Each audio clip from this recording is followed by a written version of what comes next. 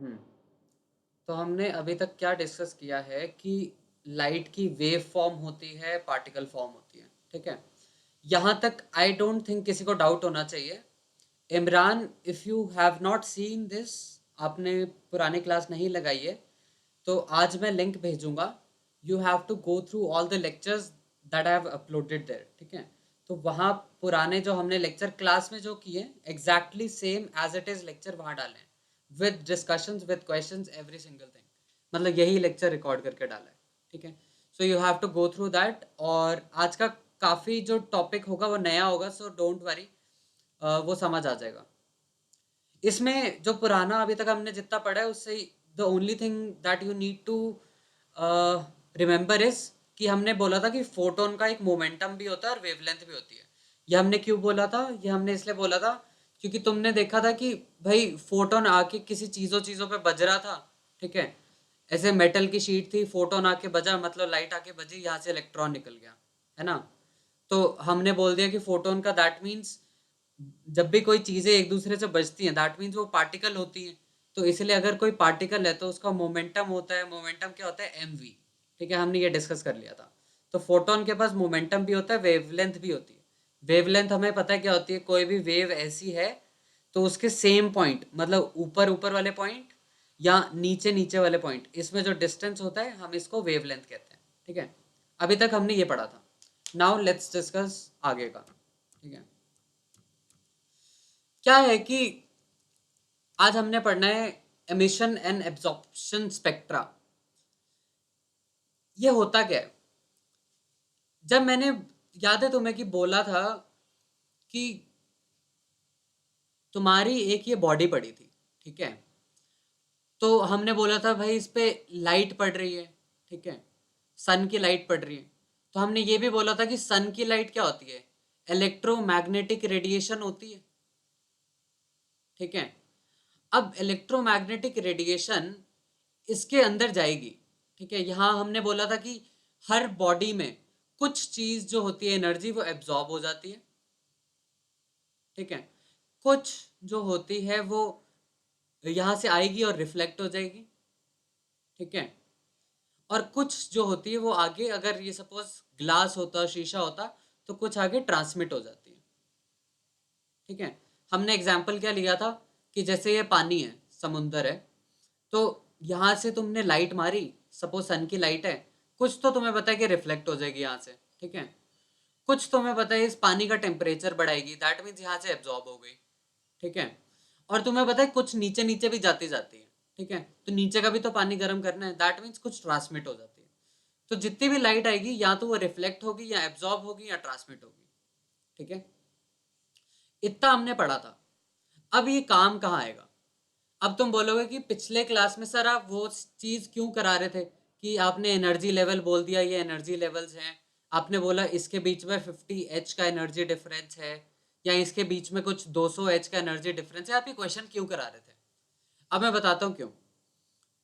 क्या है कि, और हमने एक और चीज देखी थी कि जो एनर्जी यहाँ इलेक्ट्रॉन स्टेट 1 में है और उसको लेवल 2 पे जाना है, तो ये जो एब्जॉर्ब करता है वो एक फोटोन की फ्रीक्वेंसी के बेस पे एब्जॉर्ब करता है।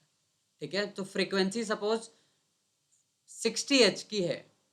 ठीक है, 60 H है, तो मतलब कि फ्रीक्वेंसी जो होगी वो 60 होगी, क्योंकि एनर्जी ऑफ फोटोन क्या होती है? न्यू एच, है ना, ये हमने पढ़ा था। तो दैट मीन्स कि फोटोन की 60 थी। जो इलेक्ट्रॉन एनर्जी एब्जॉर्ब करता है वो फोटोन की वेवलेंथ पे डिपेंड करता है, हमने पिछली क्लास में डिस्कस किया था। और इंटेंसिटी पे क्या डिपेंड करता है? इंटेंसिटी पे डिपेंड करता है कि नंबर ऑफ इलेक्ट्रॉन कितने ज्यादा एजेक्ट होकर सेकेंड स्टेट में गए। क्या इसमें अभी तक इमरान को छोड़ के किसी और को डाउट है?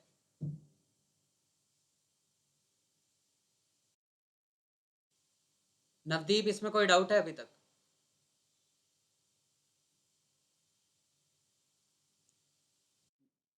ओके, अभी तक हमने ये सब कुछ डिस्कस किया था पिछले क्लास तक। अब आज हम आगे इसके जस्ट आगे करेंगे। अब देखो यहां से ना इलेक्ट्रोमैग्नेटिक रेडिएशन आई। ठीक है, हमने क्या बोला था? इलेक्ट्रोमैग्नेटिक रेडिएशन में बहुत सारे फ्रीक्वेंसी होती है। तो हमने देख लिया था कि फ्रीक्वेंसी अगर तुम्हें याद ना हो तो मैं दिखा देता हूँ वापस। हाँ, ये देखा था हमने कि इलेक्ट्रोमैग, क्या सबको मेरी स्क्रीन दिख रही है? Navdeep, can you see my screen?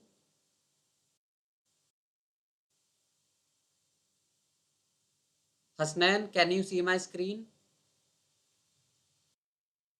Okay. हमने बोला था कि दुनिया में जितनी भी रेडिएशन होती है इलेक्ट्रोमैग्नेटिक, दैट मीन सन से जितनी भी रेडिएशन आती है उसमें बहुत सारी वेवलेंथ्स होती हैं और बहुत उसके करस्पॉन्डिंग बहुत सारी फ्रीक्वेंसी होती है, ठीक है? तो फ्रीक्वेंसी ये देखो 10 की पावर 24 से लेके 10 की पावर 0 तक है, मतलब कि 1 से लेके 10 की पावर 24, 10 की पावर 24 का तुम सिग्निफिकेंस समझ रहे हो कि 1 और 24 जीरो, इतनी ज्यादा फ्रीक्वेंसी तक वेरिएशन होता है। लेकिन हमें जो सिर्फ आंखों से दिखती है वो इतनी सी फ्रीक्वेंसी होती है, ये विजिबल स्पेक्ट्रम की, ठीक है? ये तुम देख रहे हो कि इतनी सारी फ्रीक्वेंसी होती है दुनिया में, है ना? अब ये क्यों रेलेवेंट है, अब देखो।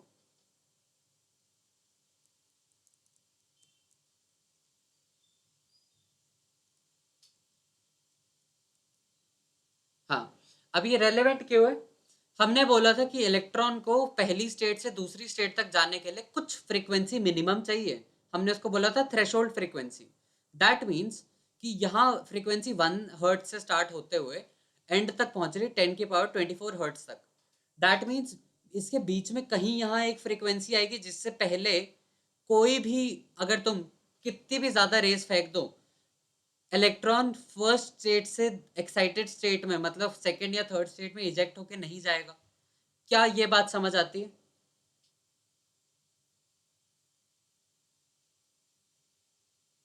Navdeep,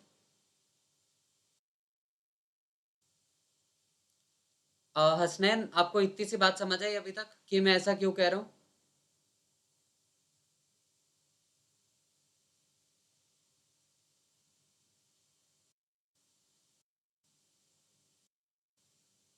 Hasnain, can you hear मी?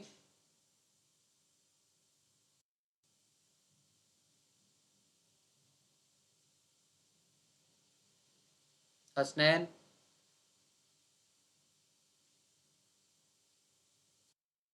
आयुष, आपको क्या ये बात समझ आई जो मैंने अभी बताई? क्या बताया मैंने?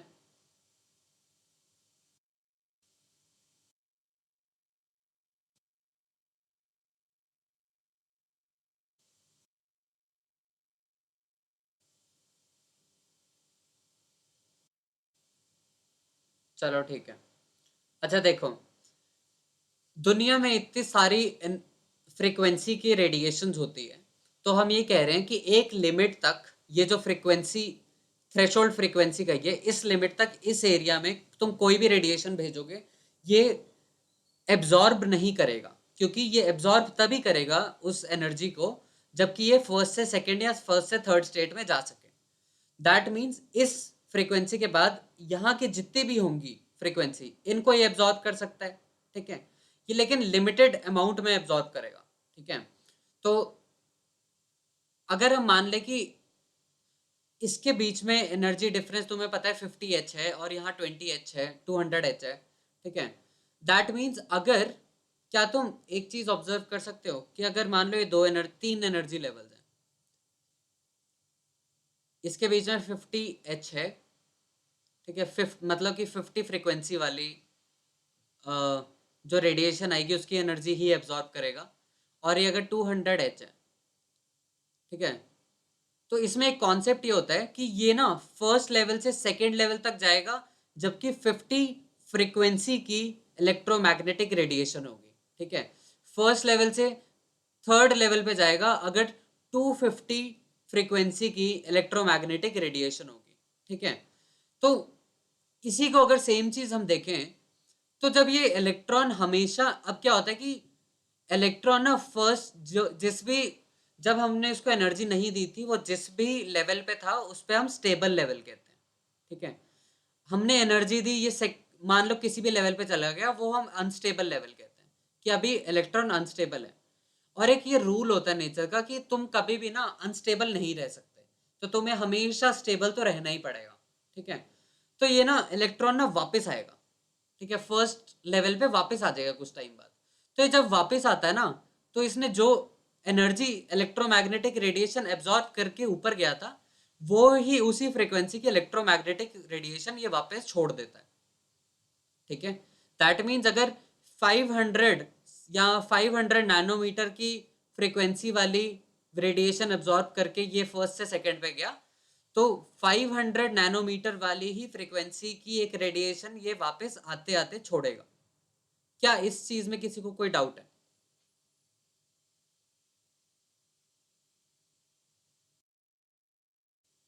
मैं वापस बताता हूँ।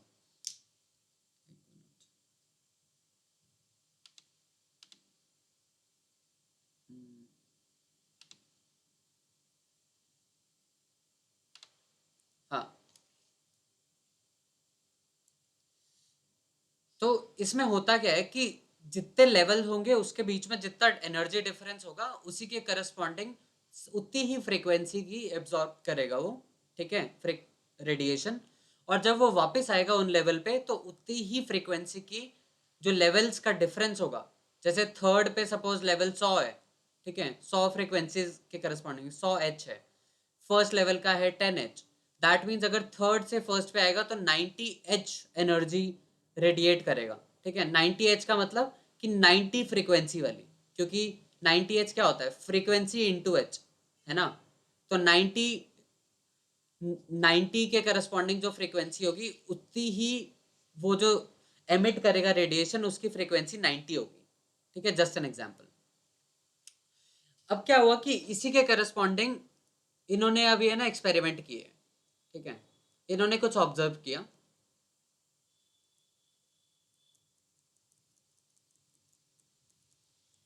क्या ऑब्जर्व किया कि अब इसमें तुम्हें एक चीज समझ आए कि इमिशन और एब्जॉर्प्शन स्पेक्ट्रा का मतलब बताता हूं मैं। जैसे इतनी सारी रेंज है, ठीक है, मान लो ये जो थ्रेशोल्ड है, थ्रेशोल्ड फ्रीक्वेंसी मान लो 10⁵ है, तो हम ये तो मान सकते हैं कि 10⁵ से लेके 10⁴ तक ये सारी फ्रीक्वेंसी की रेडिएशन एब्जॉर्ब कर सकता है ना। तो अगर इतनी सारी फ्रीक्वेंसी, तो हमें ये भी पता है कि हर फ्रीक्वेंसी की एब्जॉर्ब नहीं करेगा, ठीक है, कि अगर दो के बीच में डिस्टेंस सपोज 10⁶ का है एनर्जी का, तो दैट और इस इन दोनों के बीच में डिस्टेंस है 10⁹ का, तो या तो 10⁶ एब्जॉर्ब करेगा, 10⁶ फ्रीक्वेंसी से रिलेटेड एनर्जी एब्जॉर्ब करेगा, या 10⁹ रिलेट वाली जो रेडिएशन है, जिस रेडिएशन की फ्रीक्वेंसी 10⁹ होगी सिर्फ उसको एब्जॉर्ब करेगा, या जिस रेडिएशन की फ्रीक्वेंसी 10⁶ होगी उसको एब्जॉर्ब करेगा, ठीक है। दैट मीन्स इसमें 10�7 और 10�8 तो नहीं करेगा, ठीक है। तो हम कहना क्या चाहते हैं इसमें कि अगर लेवल 1, लेवल 2, लेवल 3 ये 10⁶ इंटू एच एनर्जी है, 10⁸ इंटू एच एनर्जी है, और 10⁻13 एच एनर्जी है। तो अगर तुम एक रेडिएशन फेंक रहे हो जिसकी वेवलेंथ, इसमें डिफरेंस कितना है, सॉरी डिस्टेंस इसका नहीं निकल सकता, ये ऐसे कर देते हैं, 2 × 10⁸ इंटू एच, ठीक है, और ये 9 × 10⁸ इंटू एच, ठीक है। इनका बीच में और ये भी 8, ठीक है, इन दोनों का डिफरेंस कितना है, 10⁸ एच, ठीक है। इन दोनों का डिफरेंस कितना है, 7 × 10⁸ एच। तो अगर तुम एक रेडिएशन फेंक रहे हो जिसकी फ्रीक्वेंसी है 10⁸ हर्ट्स, ठीक है, तो दैट मीन्स इस रेडिएशन की एनर्जी कितनी हुई, 10⁸ इंटू एच, ठीक है। तो दैट मीन्स जो इलेक्ट्रॉन फर्स्ट वाले में था फर्स्ट से सेकेंड में जा सकता है।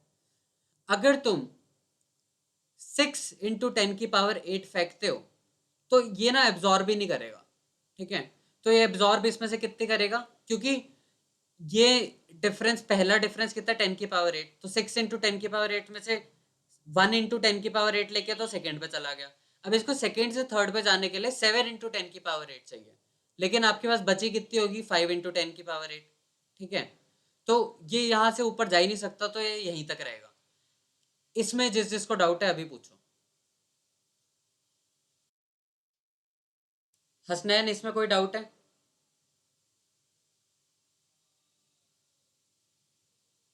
हसनैन, आयुष, आयुष कोई डाउट? ओके, पक्का?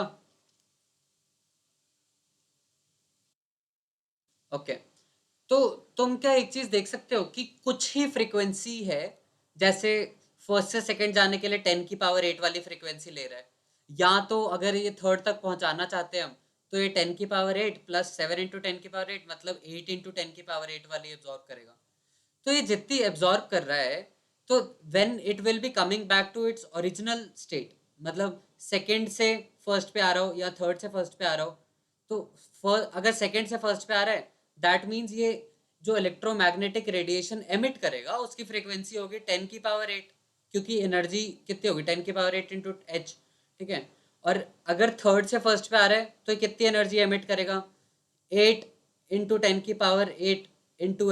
ठीक है, मतलब कितनी फ्रीक्वेंसी वाली रेडिएशन एमिट करेगा? 8 × 10⁸, ठीक है। और पहले वाले में कितनी करेगा? 10⁸ सिर्फ, ठीक है। दैट मीन्स कि जब भी इलेक्ट्रॉन, अब हम जिस्ट निकाल लेते। जिस्ट क्या है? जिस्ट ये है कि एक एटम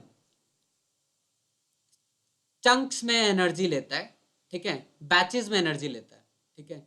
जैसे हमने देखा कि लिमिटेड अमाउंट की एनर्जी लेता है, ठीक है, लिमिटेड फिक्स्ड अमाउंट की ही एनर्जीज ले सकता है।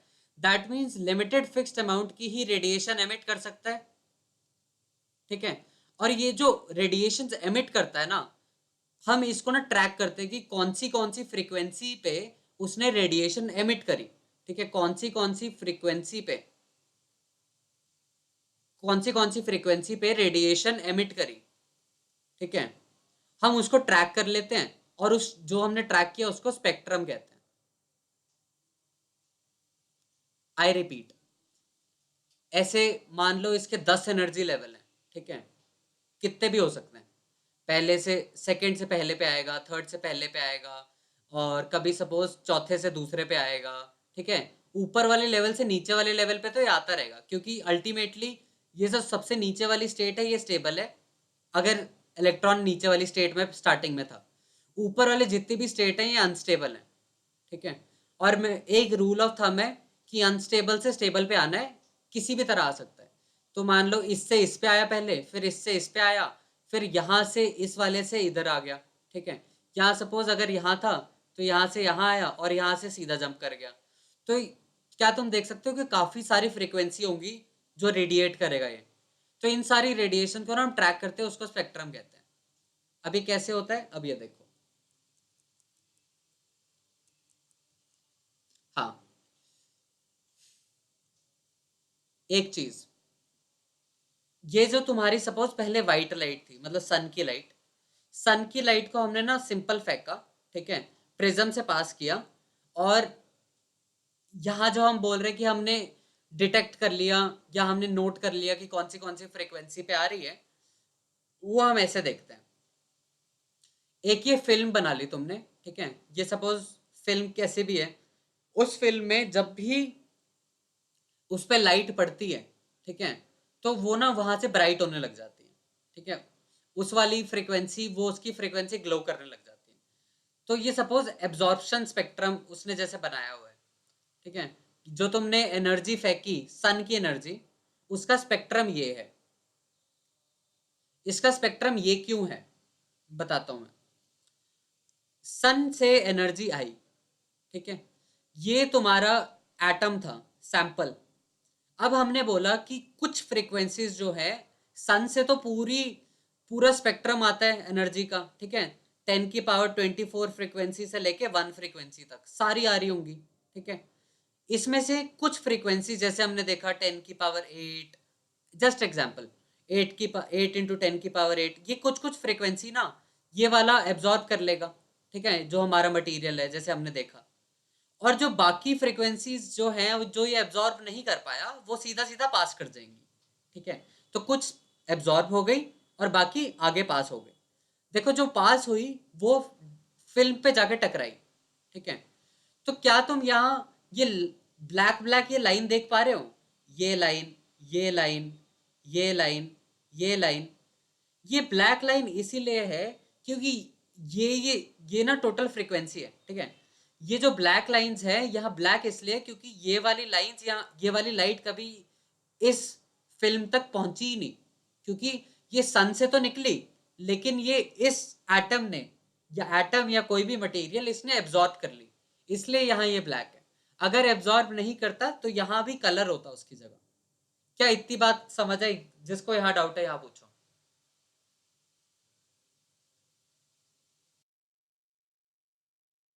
ओके, वापस बताओ।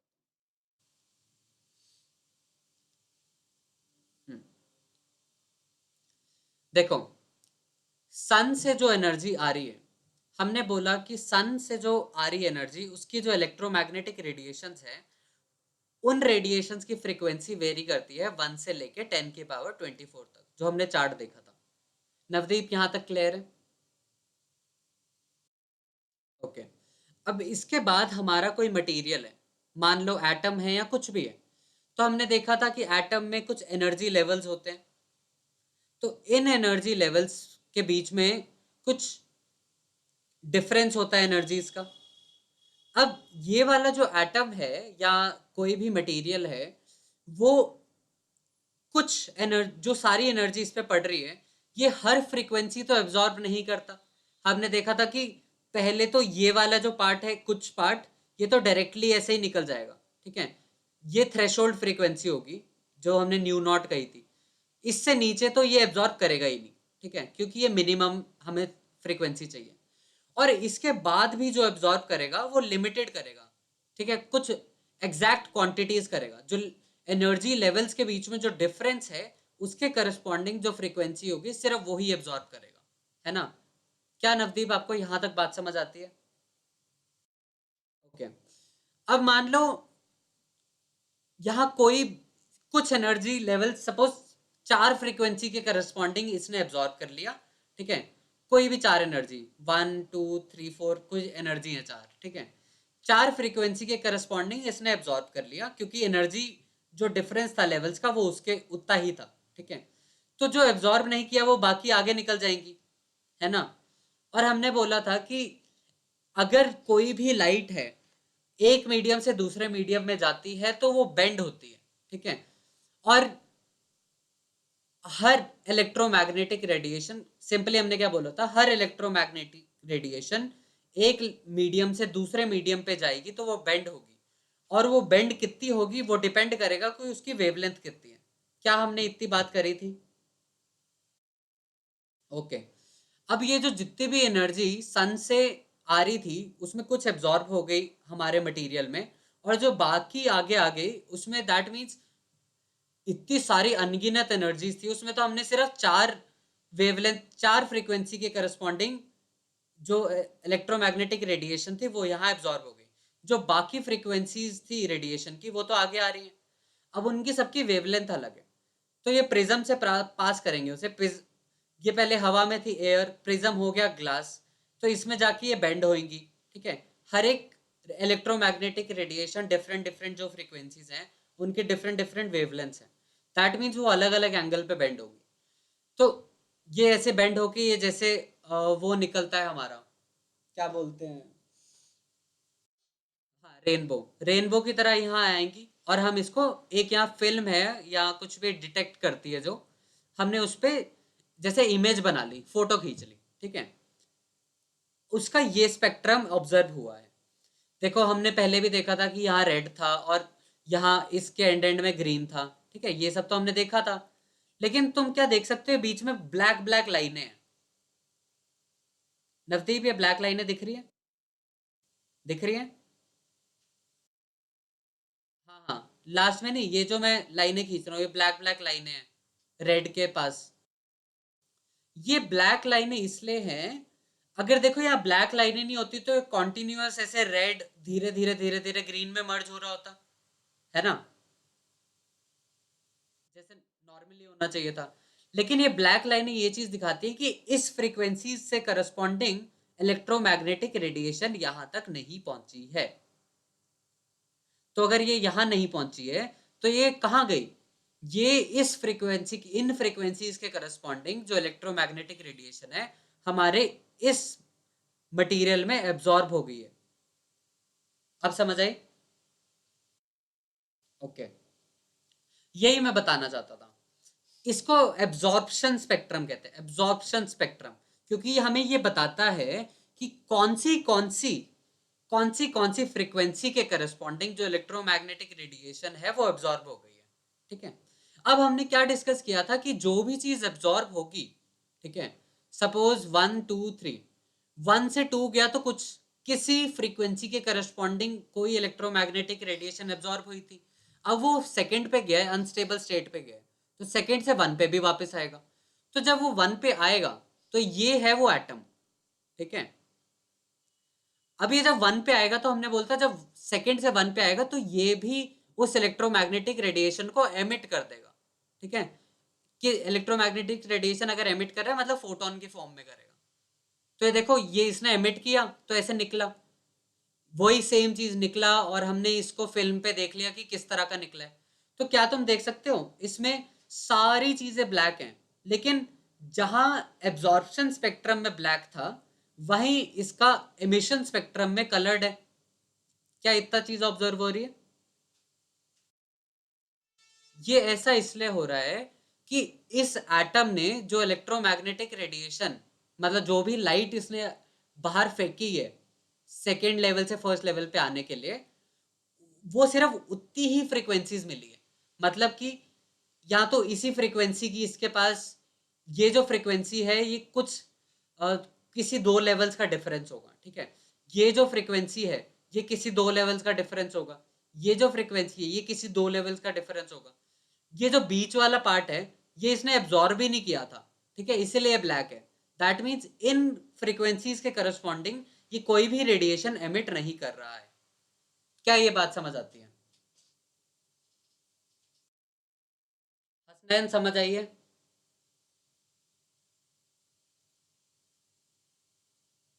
Hasnain, can you have me?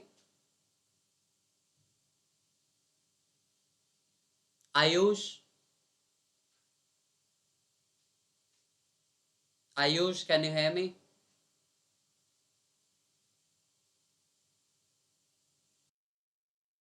समझ आ गई?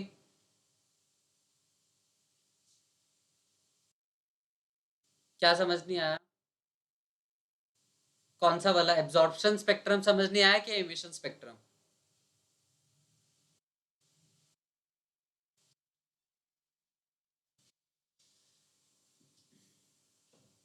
ओके, बताता हूँ। अब लास्ट बार बता रहा हूँ, ध्यान से सुनना।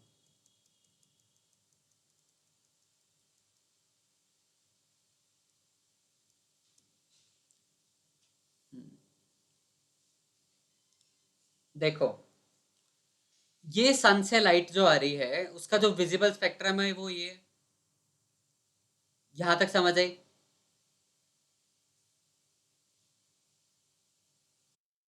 ओके, हमने बोला हमारे पास एटम है, एटम के सपोज ये लेवल्स हैं 1 2 3 4। पहले और दूसरे लेवल के बीच में मान लो एक एनर्जी डिफरेंस है जो कि है 500 H। क्या ये समझ आई?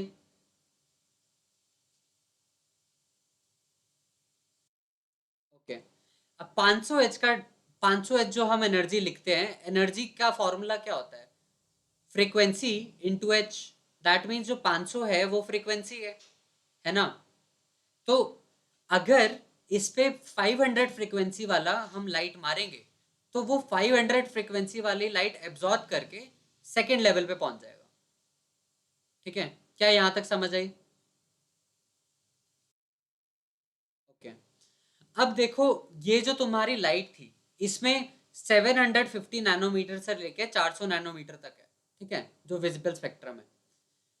500 की एनर्जी, 500 फ्रीक्वेंसी से रिलेटेड अगर हम लाइट मारते हैं तो वो एब्जॉर्ब हो जाती है। तो दैट मीन्स जो ये वाली, जो ये है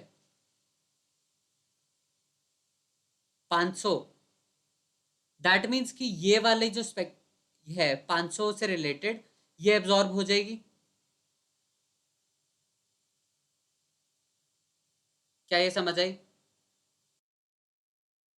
अगर ये 500 से रिलेटेड एब्जॉर्ब हो गई, ठीक है, तो आगे I will give you a better perspective. एक मिनट।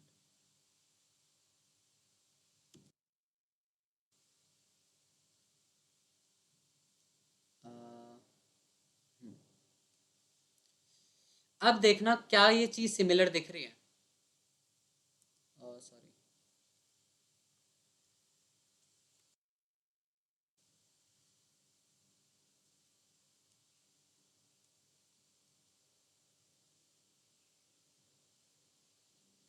लाल क्यों आ रहा है? अच्छा, यहीं से देख लो। क्या ये चीज जो पुरानी थी, सपोज ये 500 पे है, ठीक है, 500 पे है,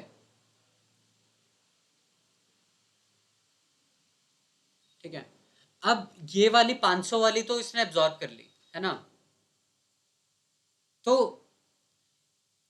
जो लाइट, ये तो एब्जॉर्ब हो गई 500 वाली, जो आगे चली गई वो क्या ऐसी ही दिखेगी?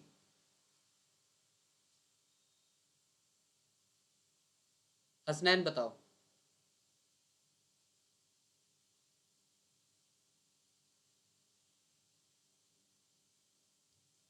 हसनैन, कैन यू हेयर मी?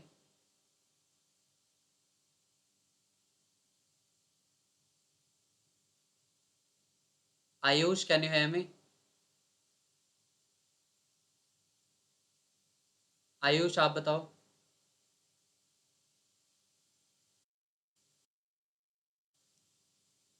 आपने सुना अभी तक जो मैं पढ़ा रहा था? अच्छा, ये बताओ, अगर ये 500 वाली एब्जॉर्ब हो जाती है हमारे मटेरियल में, तो क्या ये आगे जो एनर्जी, आगे जो लाइट जा रही है, ये मटेरियल था, यहाँ से लाइट आई, जो ये आगे जाके यहाँ लाइट बजी, क्या वो ऐसा दिखेगा जो हमने बनाया हुआ है?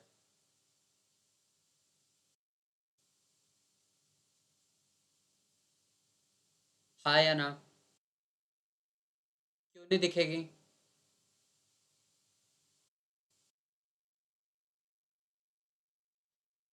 अरे नहीं यार, देखो यहाँ अगर लाइट आ रही थी, ठीक है, ये सारी वेवलेंथ के करस्पॉन्डिंग लाइट आ रही है, ठीक है, लेकिन हम बोल रहे हैं कुछ कुछ वेवलेंथ जो है तुम्हारा एटम ही एब्जॉर्ब कर लेगा, ठीक है। तो 500 के करस्पॉन्डिंग सपोज, और सपोज मैं मान लेता हूँ 600 के करस्पॉन्डिंग, ठीक है, और 700 के करस्पॉन्डिंग, 500, 600 और 700 फ्रीक्वेंसी के करस्पॉन्डिंग जो एनर्जीज थी, इलेक्ट्रोमैग्नेटिक रेडिएशन थी, वो एटम ने अब्जॉर्ब कर ली। तो जो रिमेनिंग थी वो तो ऐसी ही दिखेंगी, यहाँ तो ब्लैक हो जाएगा ना, ये दिखेंगी ही नहीं। तो ये ऐसा ही दिखेगा ना आगे जाके। क्या आप सबको क्लियर हुआ है?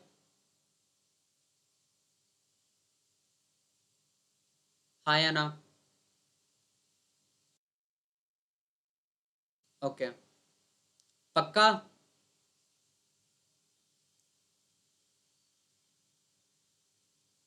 ओके। अच्छा,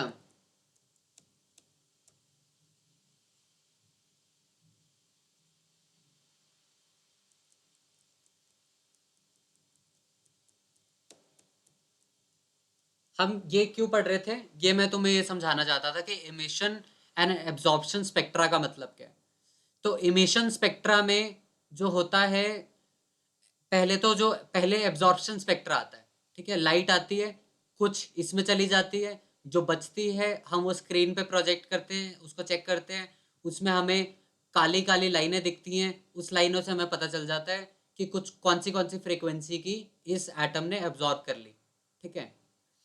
फिर एटम जो होता है वो एक्साइटेड स्टेट से वापस नॉर्मल स्टेबल स्टेट में आता है, वो एमिट करता है, जो वो एमिट करता है हम उसको वापस प्रोजेक्ट कर लेते हैं, ठीक है, और हम चेक करते हैं कि कौन सी उसने कौन सी फ्रीक्वेंसी की इलेक्ट्रोमैग्नेटिक रेडिएशन भेजी है। तो जिस जिसकी भेजी होती है सिर्फ वही कलर्ड होता है, ठीक है, और बाकी सब कुछ ब्लैक होता है। ये जिस्ट था, ठीक है। क्या ये बात समझ आई अभी तक?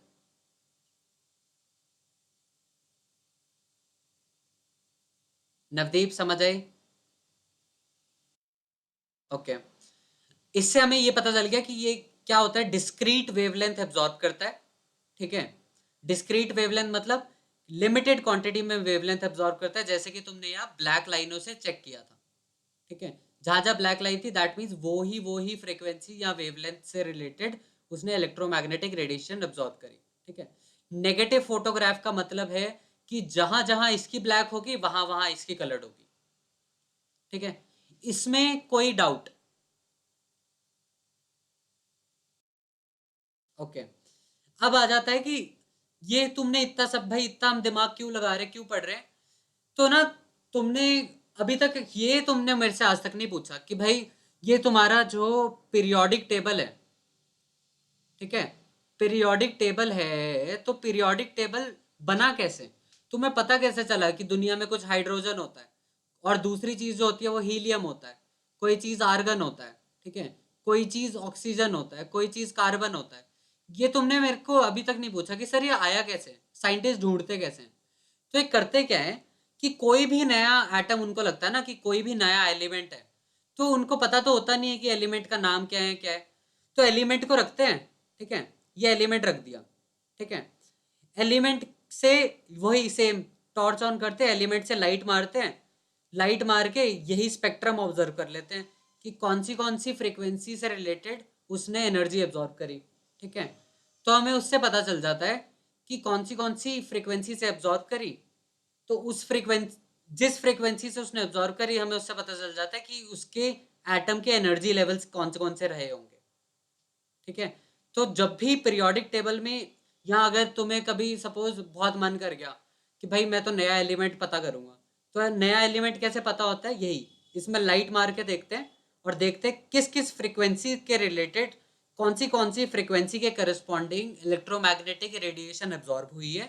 उससे अगर तुम्हें पता चला कि 10 फ्रीक्वेंसी की एक एब्जॉर्ब हुई है, एक 100 फ्रीक्वेंसी की एब्जॉर्ब हुई है, दैट मीन्स तुम्हें ये पता चल गया कि इसमें ना 3 एनर्जी लेवल है, जिसमें कि पहले 2 एनर्जी लेवल का डिफरेंस 10 से रिलेटेड है और तीसरे और उसके एनर्जी लेवल का डिफरेंस 100 से रिलेटेड है। क्या ये बात समझ आई? ओके, आगे बढ़ते हैं। ये वही है जो मैंने अभी तक तुम्हें बताया है, लेकिन इसका नाम है, ये तुम्हें रटने की कोई जरूरत नहीं है, ये हाइड्रोजन का है, ठीक है। ये बता क्या रहा है? हाइड्रोजन, सॉरी, ये देखो सेकंड से फर्स्ट पे आ रहा है, ये एरोज बता रहे हैं कि इलेक्ट्रॉन कहाँ से कहाँ तक जाता है और कौन सी, जैसे सपोज थर्ड से सेकंड पे आ रहा है तो ये रेड कलर की लाइट छोड़ता है, ठीक है। सिक्स से लेकिन सिक्स से लेकिन सेकंड पे आता है अगर इलेक्ट्रॉन, तो ये वायलेट कलर की लाइट छोड़ता है, ठीक है। ये सारे ऐसे ये बता रहे हैं, ठीक है। इसका काम कुछ नहीं है, लेकिन जो मैंने तुम्हें एक्सप्लेन की चीज वही है। अब ये जो लाइट है उसका कलर का नाम है इसकी लाइमन बामर सीरीज, ये वैसे काम की नहीं है, ठीक है। लेकिन ये बस तुम्हें अब समझ आ जाएगा कि ये कैसे बता रहे हैं, किस चीज से बना है, ठीक है। अब ये जो बोहर का मॉडल था ना, जो अभी तक हम पढ़ रहे थे, ये सारा बोहर का मॉडल है कि ये लेवल्स होते हैं। ये लेवल कैसे थे कि ये बीच में न्यूक्लियस है, उसके आसपास ये ऑर्बिट्स हैं, तो ऑर्बिट्स हैं तो दैट मीन्स एनर्जी लेवल्स हैं, ठीक है। तो हम यही डिस्कस कर रहे थे, फर्स्ट से सेकंड में जाएगा, सेकंड से थर्ड में जाएगा, थर्ड से सेकंड में गिरेगा, थर्ड से फर्स्ट में गिरेगा। तो ये बोहर का मॉडल है, ठीक है। इसमें बोहर के मॉडल में क्या था, अभी तक हमने सब कुछ पढ़ लिया है। इलेक्ट्रॉन्स जो है वो ऑर्बिट्स में मूव करते हैं, ये हमें पता है, ठीक है। अभी हमने क्या डिस्कस किया है कि ये एनर्जी लेवल्स इसके होते हैं, जैसे इसका 10H है, इसका 50H है, that means her energy level का, हर एनर्जी लेवल्स का फिक्स्ड एनर्जी लेवल होता है, दैट मीन्स हर ऑर्बिट का फिक्स्ड एनर्जी लेवल होता है, ठीक है। तो हमने एक और चीज डिस्कस कर ली थी कि energy, suppose second energy level का है 50H, ठीक है, फर्स्ट एनर्जी लेवल का है 10H, तो तुम बताओ कि फर्स्ट से सेकेंड एनर्जी लेवल पे जाने के लिए कितनी हमें एनर्जी चाहिए होगी? वो कितना होगा? E2 माइनस E1, तो ये हो गया 50H माइनस 10H, हो गया 40H। ठीक है, तो इससे हम ये बता सकते हैं कि कितनी फ्रीक्वेंसी की इलेक्ट्रोमैग्नेटिक रेडिएशन चाहिए होगी। तो हमें पता है 40 चाहिए होगी, वही इसने यहाँ लिखा है। ठीक है, E2 minus E1 divided by H, ये फ्रीक्वेंसी लिख दी है। ठीक है, क्या अभी तक यहां तक किसी को कोई डाउट है? ओके, अब ये चीज तुमने अभी तक पढ़ी नहीं है, लेकिन अभी रट लो कि ना, जब भी कोई भी इलेक्ट्रॉन या कोई भी, वैसे फॉर दैट मैटर कोई भी अगर ये बॉडी होती है, ठीक है, सपोज तुम्हारी ये गाड़ी है, एम मास की गाड़ी है, वी डिस्टेंस, वी वेलोसिटी से चल रही है, ठीक है, और आर रेडियस में चल रही है। ठीक है, एक गाड़ी है, सर्कल के चक्कर काट रही है, एम मास की है, वी वेलोसिटी है, तो उसकी ना एक एंगुलर मोमेंटम होता है। एंगुलर मोमेंटम होता है, वो कितना होता है? M into V into R होता है। ठीक है, और इस, हाँ जी बोलो।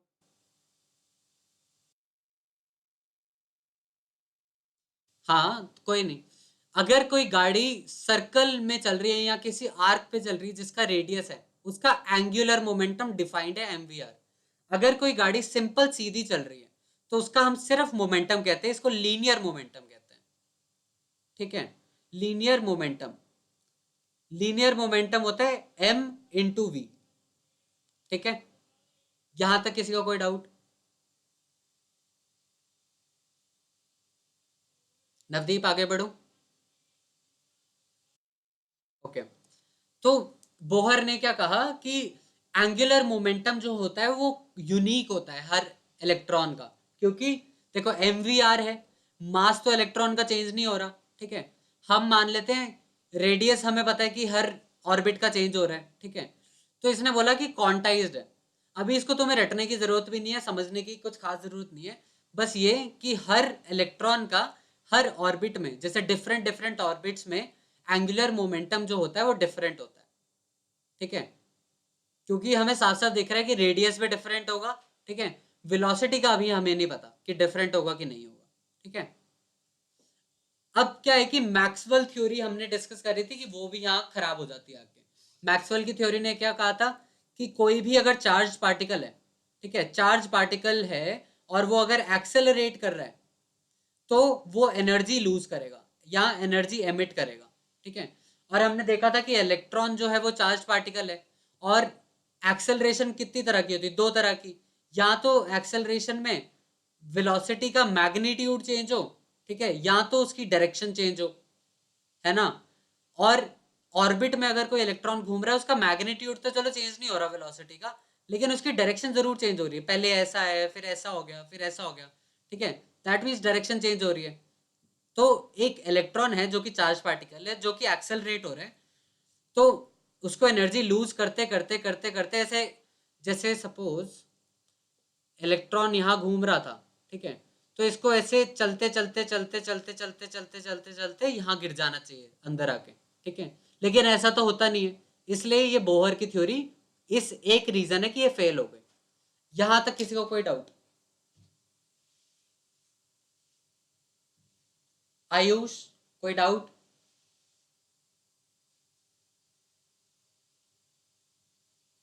आयुष,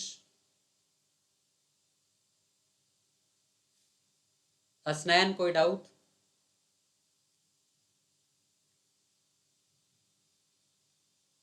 हसनैन, हसनैन,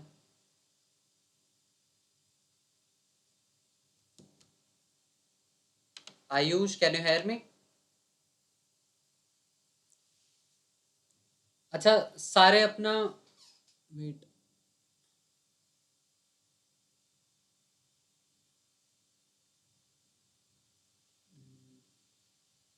ओके, सारे अपने कैमरास ऑन करो।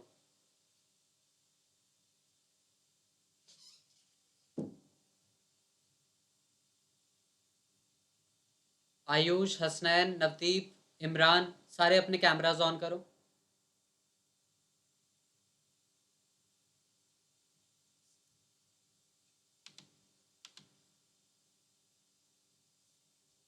Navdeep, can you hear me?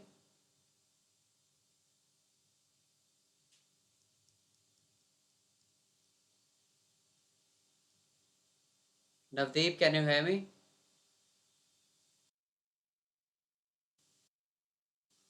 Imran, Ayush, Hasnain, Navdeep, सारे अपने कैमरास ऑन करो।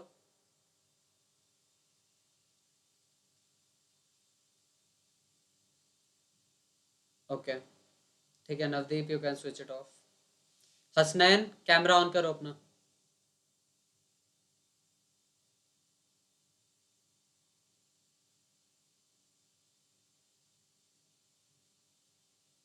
Ayush, are you there?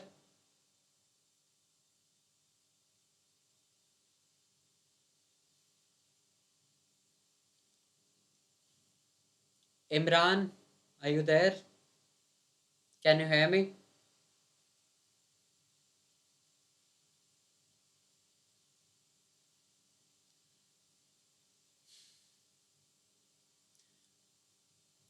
Okay, आज काफ़ी पढ़ लिया अभी। आज का लेक्चर यहीं ख़त्म करते हैं, वैसे भी ये पढ़ नहीं रहे हैं। तो ठीक है नवदीप, अभी तक का जितना पढ़ा है हमने वो रिवाइज कर लेना। ठीक है, आपको खुद रीड करना बहुत बहुत बहुत इंपॉर्टेंट